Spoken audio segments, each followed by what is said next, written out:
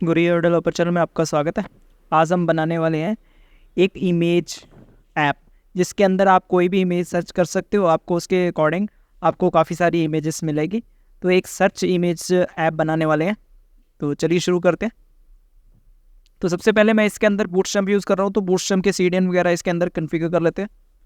तो मैं चलता हूँ उनकी ऑफिशियल साइट से।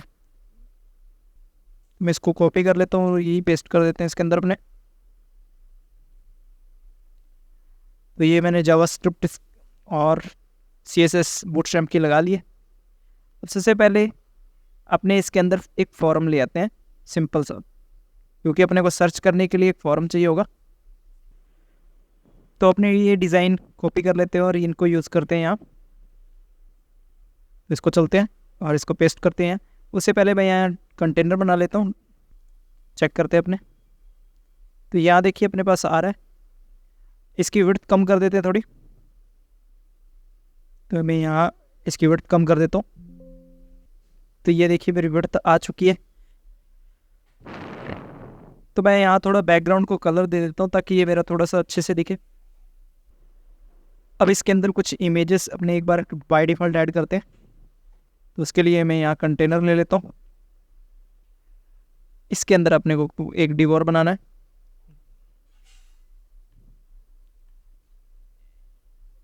इसके अंदर अपने डिवोर बना लेते हैं। कॉल माइनस अपने कितने, एक रो में कितने इमेजेस रखते हैं, आपने रखते हैं 4 इमेजेस। तो यहाँ मैं 3 दे देता हूँ, कॉल 3, तो वो 4 इमेजेस आएगी। तो इसके अंदर मेरे को इमेजेस बना लेनी है। एक इमेजेस टैग ले लेता हूँ। एक बार के लिए जो मेरे पास इमेजेस है मैं उसको ही कॉपी करता हूँ और वही यूज़ कर रहा हूँ। एक बार चेक करते हैं हमने। देखिए एक इमेज आ चुकी है। इसकी हाइट और विड्थ मेरे को सेट करनी है। मैं विड्थ को राइट सेट कर देता हूँ। इस इमेज की कॉपी करते हैं अपने, इस सेक्शन की चेक करते हैं अपने। अभी हमारे पास इमेजेस आ रही है, बट इनकी स्ट्रक्चर को थोड़ा सेट कर लेते हैं। तो उसके लिए अपने इमेज की वैल्यू हाइट विड्थ को सेट करते हैं। तो यहाँ मैं इमेजेस को एक्सेस कर लेता हूँ। तो यहाँ इमेजेस की मैं विड्थ वगैरह दे देता हूँ। फिर एक बार 200 पिक्सल दे देते हैं और हाइट भी 200 पिक्सल दे देते हैं एक बार। अगर ज़रूरत पड़ेगी तो कम ज़्यादा कर लेंगे। और इसके बाद मेरे को ये कॉल जो लिखा हुआ है कॉल 3, इसको भी एक्सेस कर लेना है। इसको मेरे को देना है कॉल -3। इसको मार्जिन देना है मुझे बॉटम से 30 पिक्सल दे के देख लेते हैं एक बार और चेक करते हैं अपनी। ठीक है, पर विड्थ थोड़ी कम है, विड्थ अपने बढ़ा देते हैं। तो मैं यहाँ 300 पिक्सल लिख के देखता हूँ और हाइट को भी बढ़ा देते हैं, हाइट 250 कर देते हैं। हाँ अभी ठीक है। अभी अपने क्या करना है, यहाँ ऑटोमेटिकली इमेज बदलनी है। कैसे बदलेगी इमेज? जावास्क्रिप्ट की एक एपीआई को कॉल करवाएंगे। तो इसके लिए जावास्क्रिप्ट लिखते हैं हमने। तो अभी जो इतनी सारी इमेजेस लिखी है अपने, ये सभी को हटाना है। ये सिर्फ एक टेस्टिंग के लिए अपनों ने बनाया था, सिर्फ डेमो के लिए। तो मैं सभी को हटा देता हूँ। यहाँ सिर्फ अपने पास क्या रहेगा, ये रहेगा। इसको भी अपने जावास्क्रिप्ट से यहाँ भेजेंगे। तो यहाँ मैं क्या करता हूँ, एक आईडी दे देता हूँ, क्योंकि इसके अंदर अपने डेटा स्टोर करवाएंगे वहाँ से। तो मैं यहाँ दे देता हूँ, डेमो नाम दे देता हूँ और चलते हैं अपने यहाँ स्क्रिप्ट लिखते हैं। तो सबसे पहले मैं क्या गेट करूँगा, सबसे पहले तो मैं फॉर्म का जो इनपुट बॉक्स वगैरह है वो गेट कर लेता हूँ। तो उसको भी मैंने आईडी दे देता हूँ, आईडी इनपुट। इसमें जो भी इनपुट होगा, और इसके ऑन क्लिक पर एक फंक्शन कॉल करा देते हैं। ऑन क्लिक डाटा फंक्शन को कॉल कर देते हैं। अभी चलते हैं नीचे। यहाँ मैं पहले तो डाटा नाम का एक फंक्शन बना लेता हूँ। अब इसके अंदर सबसे पहले मैं इनपुट की वैल्यू निकालूंगा। वैल इनपुट मैं ले लेता हूँ variable document dot gate element by ID. यहाँ मैं दे देता हूँ, आईडी है अपनी इनपुट डॉट वैल्यू। तो इसके पास वैल्यू आ जाएगी। अब अपने को क्या करना है, एक फैच को कॉल करना है। तो उसके लिए अपने इसी असिंक फंक्शन बना लेते हैं। और इसके अंदर मैं A dot A equal to await करूँगा, इसके अवेट फैच। इसके अंदर अपने वो यूआरएल देंगे। नीचे चलता हूँ, B equal to await A dot JSON, A dot JSON. अब बी के पास अपना रिस्पॉन्स आ जाएगा, कंसोल कर लेंगे रिस्पॉन्स को। और अब अपने को यहाँ एक एपीआई देनी है। वो एपीआई कौन सी होगी वो देख लीजिए। देखिए इस एपीआई का आपने यूज़ करेगी अनस्प्लैश। ये अपने को क्या है, अपने को इमेजेस प्रोवाइड करवाएगी। तो उसके पास कुछ डेटा अपने को प्रोवाइड करवाना होगा। एक तो पेज नंबर, जो कि अपने यूज़ करने वाले नहीं है। पेज नंबर अपना एक ही पेज रहेगा। तो मैं इसको हटा के यहाँ सिर्फ एक कर दूंगा और क्वेरी अपना क्या रहेगा, अपने जो ये इनपुट आएगा ये वाला इनपुट रहेगा। तो मैं यहाँ इनपुट डेटा पेस्ट कर देता हूँ। और उसके बाद अपने को यहाँ क्लाइंट आईडी क्या देनी है, एक एक्सेस की होती है अपने पास। मैंने इस पे आईडी लॉगिन करने के बाद ये एक्सेस की बना लिया है। आप भी इसकी वेबसाइट पे unsplash.com पर जाकर आप अपने रजिस्टर करके एक की जनरेट कर सकते हो। उसमें आपको ऐप जनरेट करना होगा, एक ऐप के रूप में आपको की मिलेगी और वो वेरिफिकेशन होके मिलेगी आपको, तो आप जनरेट कर सकते हो। तो अभी मेरे पास ये एक्सेस की आ चुकी है, तो मैं यहाँ एक्सेस की भी लगा रहा हूँ और अभी मैं यहाँ वैल्यू इनपुट करके इसको टेस्ट करता हूँ कि मेरे को रिस्पॉन्स में कुछ मिल रहा है। तो चलिए मैं इसको कंसोल करके देख लेता हूँ। अगर मैं डायरेक्ट एंटर करता हूँ तो यहाँ देखिए मेरे को एम्प्टी का एरर मिल रहा है कि क्वेरी आपने एम्प्टी थी। तो मैं यहाँ कुछ लिख देता हूँ, जैसे बुक टाइप करता हूँ। देखिए यहाँ मेरे को रिस्पॉन्स मिल रहा है इस प्रकार। ऐसे अपने यूज़ कर सकते हैं। तो अपने पास ये रिस्पॉन्स आया है, तो इस रिस्पॉन्स के पास क्या है, एक रिजल्ट आया है। रिजल्ट के अंदर अपने को क्या मिल रहा है, एक एरे मिल रहा है। तो मैं यहाँ डॉट रिजल्ट्स कर लेता हूँ। तो आपके पास भी अगर एपीआई हो तो आप इस प्रकार आप उसके पास पहुँचोगे कौन से डेटा आपको चाहिए। तो मेरे पास सबसे पहले मेरे को चाहिए था रिजल्ट्स अपने आ सकते हैं। अरे रिजल्ट के अंदर हर एक इंडेक्स आईडी में देखिए अपने पास कुछ डेटा आ रहा है बहुत सारा। तो अपने को क्या चाहिए, सिर्फ इसके अंदर यूआरएल्स के अंदर भी अपने को क्या चाहिए, कितने प्रकार के हैं, फुल इमेज चाहिए, रो इमेज, रेगुलर इमेज, स्मॉल, आप इनमें से कुछ भी यूज़ कर सकते हो। तो आपको जो ठीक लगे वो यूज़ कर सकते हो। या मैं रेगुलर यूज़ करूँगा। तो वो आपके पास कहाँ आएगी, एक यूआरएल्स के अंदर आएगी। तो सबसे पहले मैं यहाँ क्या करूँगा, एक इस पे फॉर ईच लूप चला दूँगा। तो मैं यहाँ लिखता हूँ फॉर ईच, और इसके पास एलिमेंट आ रहा है, एलिमेंट की जगह मैं यूआरएल कर देता हूँ, या मैं कह देता हूँ डाटा img। और अब अपने पास कंसोल करके देखते हैं तो अपने पास ये सभी डेटा आएगा। तो इसके अंदर मेरे को पता है कि यूआरएल्स निकालने हैं।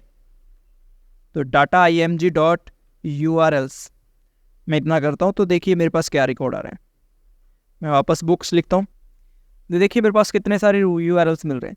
इसमें से मेरे को कौन सा चाहिए, रेगुलर वाला चाहिए। तो मैं इसके रेगुलर डॉट कर सकता हूँ, इसके आगे रेगुलर डॉट रेगुलर चेक करिए। तो मेरे को यूआरएल मिल रहा होगा। देखिए 10 इमेजेस का मुझे यूआरएल मिल रहा है। मैं इनमें से एक इमेज को न्यू टैब में ओपन करके देख लेता हूँ। तो ये देखिए बुक्स की मुझे इमेज मिल रही है। तो इस प्रकार अपने यूज़ कर सकते हैं। अगर स्मॉल साइज़ यूज़ करना तो यहाँ स्मॉल लिख दो तो स्मॉल की मिलेगी, क्योंकि आपके पास 3-4 प्रकार के लिंक मिल रहे हैं। ये देखिए, तो अपने इसको स्मॉल को यूज़ कर लेते हैं अपने साइज़ के लिए, ये परफेक्ट है। तो ये इस प्रकार अपने यूआरएल तक पहुँच चुके हैं।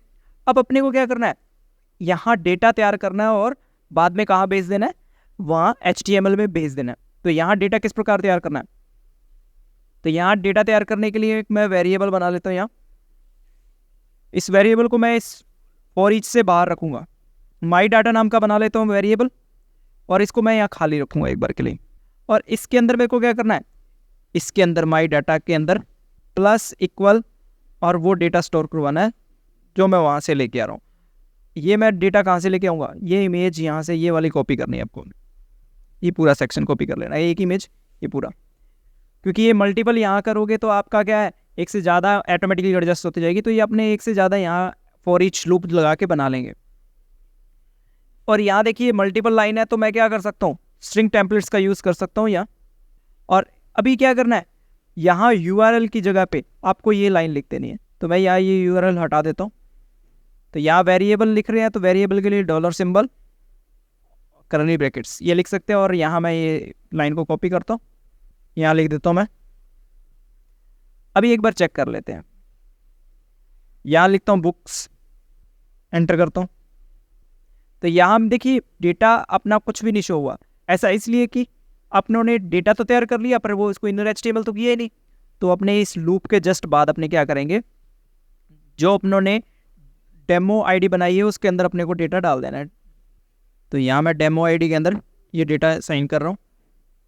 तो यहाँ लिखता हूँ dot inner HTML equal to my data. चलिए एक बार चेक कर लेते हैं और मैं इसको फुल स्क्रीन पे देखूंगा। यहाँ लिखता हूँ बुक्स, यहाँ बुक क्लिक करता हूँ। तो यहाँ देखिए मेरे पास इमेजेस आ चुकी है बुक्स की। तो मैं लिखता हूँ कंप्यूटर या कोड लिखता हूँ कोड, तो यहाँ देखिए कोड की इमेजेस आ रही है। और यहाँ अगर मैं कुछ और लिखता हूँ जैसे कंप्यूटर्स की इमेजेस आ गई। अगर मैं लिखूँ कैट, तो यहाँ देखिए कैट की। इसी प्रकार आप कोई भी इमेजेस सर्च कर सकते हो, देखिए कुछ इस प्रकार। अब आपको क्या करना है, मैं आइडिया दे देता हूँ। एक बटन बनाना है यहाँ नीचे शो मोर का, वो आपके लिए टास्क है। जैसे उस पर क्लिक करो तो ये और ज़्यादा इमेजेस स्क्रॉल हो। तो उसके लिए आप एक से ज़्यादा इमेजेस स्क्रॉल करने के लिए आपको क्या करना है, एक फंक्शन और बना लेना है जिसमें यहाँ इस सेम फंक्शन को कॉल होगा, और यहाँ जब पेज 1 भेजा है ना, वहाँ आपको पेज 2 भेजना होगा। फिर अगर वापस ऑप्शन आए, वापस आपको क्या भेजना है, पेज 3, फिर स्क्रॉल का, ऐसे जितना करते जाओ उतना आपको सिर्फ ये पेज नंबर चेंज करना है। अगर मैं पेज नंबर चेंज करता हूँ तो मेरे को और ज़्यादा इमेजेस मिलती है, मतलब और ज़्यादा नहीं, मतलब उसके अलावा मिलती है। जैसे ये इमेजेस पेज 2 की है, उससे पहले वाली जो थी वो पेज 1 की ली थी। तो आप इसीलिए क्या करोगे, इस सेम फंक्शन को कॉल करोगे। तो आप ऐसा भी बना सकते हो कि ये जो डेटा है 1 वाला, ये फंक्शन कॉल पे आए। तो बाय डिफ़ॉल्ट यहाँ से इस बटन के क्लिक पर क्या भेज रहे हो, यहाँ 1 भेज रहे हो, नीचे स्क्रॉल वाले पे क्या भेजोगे, 2 भेजोगे, उससे नेक्स्ट 3 भेजोगे। ये आपका लॉजिक है कि नेक्स्ट टाइम जब क्लिक होगा 2 कैसे भेजोगे, उससे बाद वापस क्लिक हो तो 3 कैसे भेजोगे। तो ये आपका थोड़ा सा लॉजिक लगाना है। तो आप कैसे करोगे ये आप पे डिपेंड है, तो आपको ये करना है। और इस पर आप थोड़ी सी डिज़ाइनिंग कर सकते हो, जैसे कि होवर इफेक्ट्स और ऐसा कुछ लगा सकते हो। तो ये एक सिंपल सा प्रोजेक्ट था इमेजेस पे, तो इसे बनाओ। तो एक बार और कोड को देख लीजिए कि यहाँ किया क्या है, अगर आपका कोई भी कंफ्यूजन है तो क्लियर हो जाएगा। सबसे पहले तो मैंने यहाँ बूटस्ट्रैप यूज़ किया, जिससे आप डिस्प्ले फ्लैक्स वगैरह और वो भी यूज़ कर सकते हो CSS में डायरेक्ट। आपको क्या करना है, एक फ्लैक्स बॉक्स बनाना है, उसके अंदर छोटे छोटे फ्लैक्सेस बना देने हैं, आइटम्स बना देने हैं, जिसमें वो एक सिमिलर रहें। अब हाइट विड्थ वगैरह सेम लेंगे, और अगर एक से ज़्यादा कंटेंट जितने आपको रखने हैं उसके अलावा वो ऑटोमेटिकली नीचे ब्रेक होते जाएंगे, वो रैप होते जाएंगे। तो वो आप चाहो तो बूटस्ट्रैप से भी कर सकते हो, डायरेक्ट CSS से भी कर सकते हो, दोनों ईजी है, ज़्यादा डिफिकल्ट कोई भी नहीं है। और एक फॉर्म डिज़ाइन कर लेना है। उसके बाद क्या है, ये API पे आपको कॉल करना है। इस API पे 2 डेटा आपको भेजने हैं। पेज मैंने बाय डिफ़ॉल्ट भेजा था क्योंकि मैं एक से ज़्यादा पेज नहीं दिखाने वाला था। तो दूसरा आपको क्वेरी भेजनी है, क्वेरी में वो टेक्स्ट लिख के भेज देना है जो आप सर्च करवा रहे हो। फिर क्लाइंट ID जो आपकी एक्सेस की है वो आपने क्लाइंट ID में भेज देनी है। फिर आपने क्या करना है, इसको कॉल कर देना, आपके पास डेटा आएगा जेसन में। उस जेसन के अंदर आपके पास डेटा आएगा, किसके अंदर, रिजल्ट्स के अंदर। रिजल्ट्स के अंदर आपके पास आएगा यूआरएल्स के अंदर आपके इमेजेस स्मॉल लार्ज। ये आपने जो यहाँ देखे थे कंसोल के अंदर, यहाँ वो आपको 1 बाय 1 देखना है कि कौन सा डेटा किसके अंदर अपने को कहाँ तक पहुँचना है। तो वो 1 बाय 1 आप लिखते जाओ। जैसे पहले रिजल्ट्स के पास पहुँचे, रिजल्ट अपने मल्टीपल थे, तो मैंने क्या किया, फॉर ईच लगा दिया। तो यहाँ देखिए b.results पे मैंने क्या लिखा दिया, फॉर ईच, क्योंकि मेरे पास यही अपना मेन डेटा था, यही अपना बार बार इमेजेस जनरेट कर रहा है। और इसके अंदर मैंने ये कोड जो बार बार मेरे को जनरेट करवाना था, तो मैंने फॉर ईच लगा के प्लस इक्वल इसलिए लगाया कि बार बार रिप्लेस ना हो जाए। तो ये बार बार इसके साथ जुड़ता जाएगा, जो माई डाटा नाम का वेरिएबल है इसके अंदर ऐड होता जाएगा। और लास्ट में अपनों ने क्या कर दिया, इसको इनर HTML कर दिया। ये कंसोल सिर्फ टेस्टिंग के लिए था, इसको आप हटा सकते हो। ठीक है गाइस, मिलते हैं नेक्स्ट वीडियो में, बाय बाय।